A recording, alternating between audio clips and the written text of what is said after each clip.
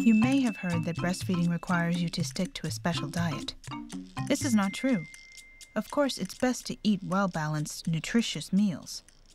But the reality is, life as a new parent is hectic. Your baby will get what she needs if you do your best to eat well. There are no rules about how much to drink either. Just be sure to drink when you're thirsty, and you'll have all the fluid you need to produce milk. Water is probably the best liquid to drink, juices too. Small amounts of coffee, tea, soft drinks, and alcoholic beverages will not be harmful. Moderation is the key.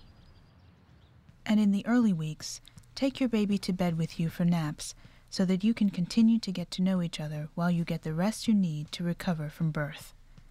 I like the way you said that you don't follow the clock. That's wonderful, because we don't need to follow the clock. We just need to watch our baby and be in tune to our baby. And once again, you can see how much it is a learned process.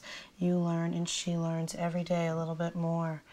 It takes about a good 3 to 4 weeks of learning to really get it down pat, and you guys seem to be well on the road to doing a great job. It's a wonderful feeling, really, Yeah. to know that you're supplying the milk. You know, you supplied everything for her while she was in the womb, and now you're supplying for her now. And it's the closeness is like really, Yeah. it's an awesome feeling, really. Not a single new parent we know of could possibly remember all the information in this video, but you'll build a strong foundation for breastfeeding if you focus on 5 keys to success. First, have confidence in yourself and your body's innate ability to provide for your baby. You are all your baby needs to grow and thrive. Second, breastfeed early and often. If possible, bring your baby to your breast within the first hour after birth, and keep your baby close to you so it will be easier to learn your baby's cues. Third, avoid all bottles and pacifiers until a good milk supply is established. That's usually by the 4th week. Then if you choose to, you can introduce nipples other than mom's without confusing your baby. Fourth, commit yourself to working through the kinks. There will be some. Remember that a few weeks of concentrated attention pays off with convenience, cost savings, and lifelong health advantages for both mom and baby.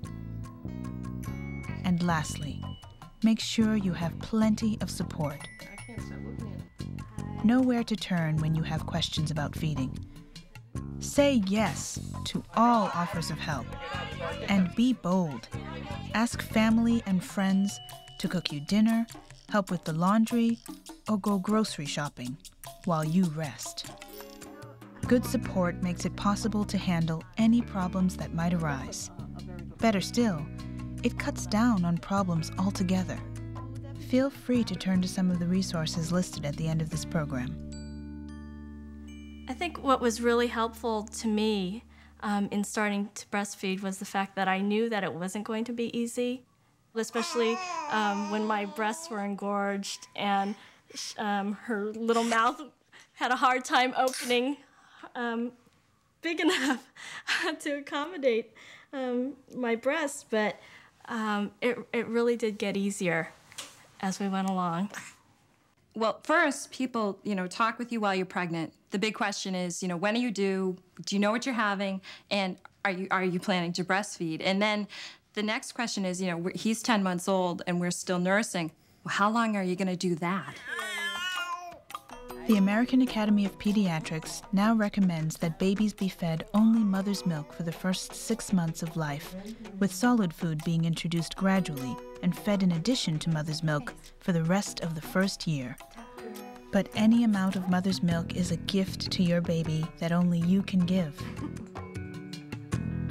Consider the rewards that come when you stick with breastfeeding.